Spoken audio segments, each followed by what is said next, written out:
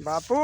हाँ भैया। ये तुम गाड़ तो नहीं आ जाए। अरे दोपहरी में यहाँ दुखी हुई जाती है ना घूमती भैया होती हो जाते कोई पास है कुछ झुंड हुआ केर ने घाय तो को घुसी पड़े उफारी बही चोद। अच्छा अब जले हम विपार हो सौरिया गाय गए भजा तले वो यही बैयर में सब घुसी पड़े आई कहीं तो वहाँ से आए तो वो विपार भजा गुजरे भैया यही तो बड़ा चक्कर वाली बात है। अब बिना रखाए बचाए ना कुछ हो पल्ले पर ही सब चलिए जाए। और तुम्हारो का हाल चाल इनको गए हते कि नहीं गए हते कॉलेज हम नहीं जाई रोज रोज तुम खाली दिमाग खराब करे 20 साल पढ़े थे कौन नौकरी न चाकरी। अरे इससे तो बढ़िया कि गन्ना गुड़बा में तो 2.5 रुपया शाम तक मिल ही तो तुम रोज पढ़ाई के चक्कर में अपने घर में 2 रुपया नहीं बचे तो हुआ स्कूलों में रोज कॉलेजों में जमा करती अरे पागल हो बेटा शिक्षा और पढ़ाई लिखाई अब तुम तुरंत ही कहा हमारी गवर्नमेंट सर्विस लगी जाए सर्विस है योग्यता के ऊपर। अब पढ़िए लिखिए जब कलम की ताकत से सरकारी नौकरी मिल सकती है। अब ये कोई जबरदस्ती में थोड़ो मिल जाए भैया जब अच्छे अंक हुए ही अच्छी पढ़ाई लिखाई हुई ही तब ही तो कहाँ ले अच्छे अंक लाए जाए। निजीकरण कहूँ कहूँ कुछ सरकार नए नियम रोज लागू कर दे कहाँ से क्या करें। हमारे बद की ना हम भाई कॉलेज वालेज ना ये हमारो तो दिमाग खराब देखो हम जाए नहीं सीधी बात तुम दूसरे की पढ़ाई लियो हम नहीं पढ़ी पाई खाली पढ़ती पढ़वा है या नहीं है कि ना हो। अरे मेरी बात सुनो बिना पढ़ाई लिखाई और शिक्षक किसहू ने आज तक कोई तरक्की नहीं कर पाई समझे। लोगों का कहना है कि महोबे में पारस मणि नाम की एक चीज थी पारस बटिया तो सोना बनाने की मशीन बताते थे उसको पारस बटिया लोहे में लगा देते तो सोना बन जाते। तो इसके बारे में बड़ी छानबीन हुई महोबे पर विजय पाई थी पृथ्वीराज ने पृथ्वीराज पर विजय पाई थी मोहम्मद गोरी ने। तो मतलब जहाँ जहाँ उसकी आशंका हुई खोज की गई लेकिन बात बनी नहीं। हमारे ऋषि मुनि महापुरुष वगैरह जो हुए उन्होंने इस बात को सिद्ध किया कि संसार में अगर पारसमणि नाम की कोई चीज़ है तो वो एक विद्या ऐसी चीज़ है कि जिसकी बदौलत आदमी ऊंचा उठ सकता है। तो कहा कि बिन विद्या भारत में भाई किसी ने नहीं उन्नति पाई और विद्या ही यहाँ ऋषि मुनियों ने पारसमणि बताई। तो जिसको विद्या से लगाव हो जाता है वो इंसान सोना ही बन जाता है। एक नहीं 36 उदाहरण बता सकते हैं आपको। अब तुम कहा थे अरे पढ़ाई लिखाई में का है पढ़ाई लिखाई में का है। अरे हम पर बूझो भैया कि पुराने ज़माना में बड़ी दिक्कतें और मुसीबत उठाई हम लोगों ने। बाबा साहब ने जब से ये भारतीय संविधान बनाया सन 1950 के पहले हम लोगन बूझो तुम तो अपनों खेतों बेच सकत मकानों बेच सकत। आज वो स्वामित्व का अधिकार जो मिला वो बाबा साहब की बदौलत मिला। उससे पहले अधिकार है ना तो तुम ऐसे ही गांव छोड़ के चले जाते। अच्छा न तुम अपनों घर ही बेच सकत रहते और ना खेती बाड़ी कम कुछ नहीं जहाँ जाते होना वही बात। ऐसी समस्या खाली बेघर खाली हाथ कहीं भी जाओ। अच्छा आज तुम यहाँ के बजाय गाँव बसी सकत। अंग्रेजी शासन में ऐसा था कि अगर यहाँ से दूसरे गांव में चले गए और दूसरे गांव वालों को पता लगा कि ये कौन गांव से आए कहाँ रात भैया कहाँ है बहुत जमींदार लोग नवाब लोग अपनी सलाह कर लेते कि भजा सारे को वहाँ से तो फिर ये नहीं आएगा। तो इसके ऊपर ये कविता किसी ने लिखी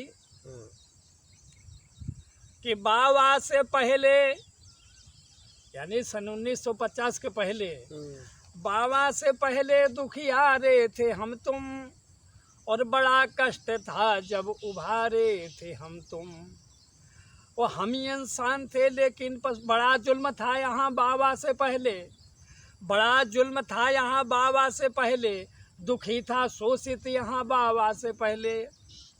न मिलती थी हमको यहाँ भरपेट रोटी, रहते थे नंगे न तन पर लंगोटी। सेवा ही करना हमारा धर्म था, हमको दबाना ये उनका कर्म था। धर्म के शास्त्र हैं जिनको बताते, उनके ही द्वारा ये हमको सताते। पुराने धर्म ग्रंथों में क्या लिखा था? ब्राह्मण क्षत्रिय वैश्य की सेवा मन वच कर्म, अब नीच टहल सारी करे यही शूद्र का धर्म। मतलब इन्हें छोड़, इनकी सेवा को छोड़कर अगर कोई भी आदमी पढ़ता लिखता या योग साधना करता तो वो गलत था। कभी हमको ईश्वर की माया बताया, कभी भाग्य किस्मत का चक्कर फंसाया। कभी बोले भक्ति के तुम नहीं अधिकारी, अब कभी बोले भक्ति बिन दशाए तुम्हारी। ऐसे चक्कर में लोगों ने डारे थे हम तुम, और बड़ा कष्ट था जब उभारे थे हम तुम। हम लोगों से पूछो, हमारे बुजुर्ग लोगों ने बड़ी मुसीबतें उठाई भैया। तमीज ही नहीं तब उठेबे करिए। और तमीज तो तुम्हें हुई गई जब अम्बेडकर ने संविधान लागू कर दो, तब से तुम्हें तमीज हुई गई। लड़ी पत्ते झगड़ा करते लड़ाई सही, तुम्हारी सुनी नहीं जाती कहूँ। अच्छा, थाने में नहीं? अरे वो तो सब एक ही बात थी, कहीं कुछ नहीं था। तो फिर पुलिस उलिस हती नहीं कहा तब? अरे था तो सब कुछ, लेकिन बताओ अब बड़े छोटे का अंतर नहीं समझते हो। कहा है अपने से छोटों पर सबने अत्याचार किया मन भाया, शेर भेड़िया साढ़ रह पिया ने भी निर्बल डर पाया। सिकरा बाजू तुरुमती भी अपने से छोटों पर धाया, और कहूँ क्या घास फूस वन वृक्षों में ये गुण पाया, और बड़े पेड़ के नीचे छोटा पौधा नहीं पनप पाया। हाँ, छाया में नहीं पाओ। मेंढक बड़ी मछलियों ने भी अपने से छोटों को खाया, तो निर्बल जहाँ कहीं जाता था सताया ही जाता था। लेकिन अब जब से बाबा साहब का ये संविधान लागू हुआ तब से सब मामला बराबर भाई। अब आगे दो लाइनें और हैं। हम इंसान थे लेकिन पशु जिंदगानी, नहीं स्वच्छ मिलता था पीने को पानी।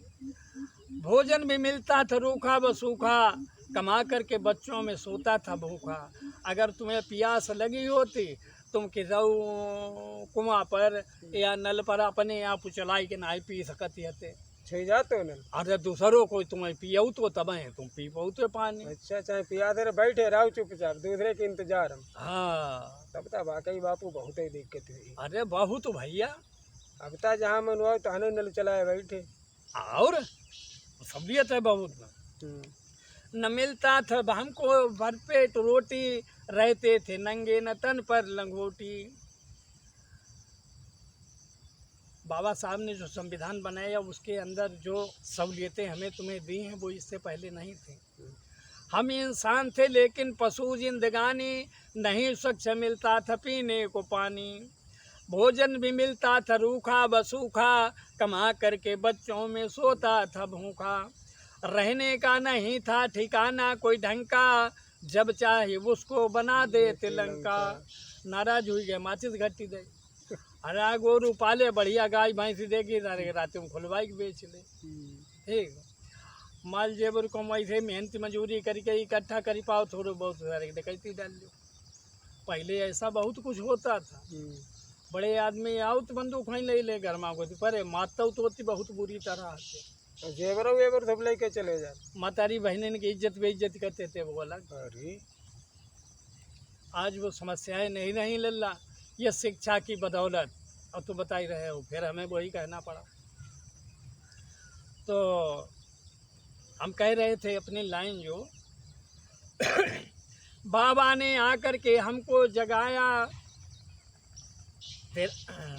तेरा अस्तित्व क्या है हमको बताया। तुम जालिम के जुल्मों को कब तक सहोगे, पशुओं की भांति तुम कब तक रहोगे। ये जीना कोई जिंदगानी नहीं है, वो मृत मनुष्य है जो स्वाभिमानी नहीं है। मरने का नहीं आता है जिसको सलीका, वो क्या जाने जीने का कैसा तरीका। शिक्षित बनो, पढ़ लिख लो बेटा, शिक्षित बनो, संगठन को बना लो, संघर्ष करो अपने अधिकार पालो।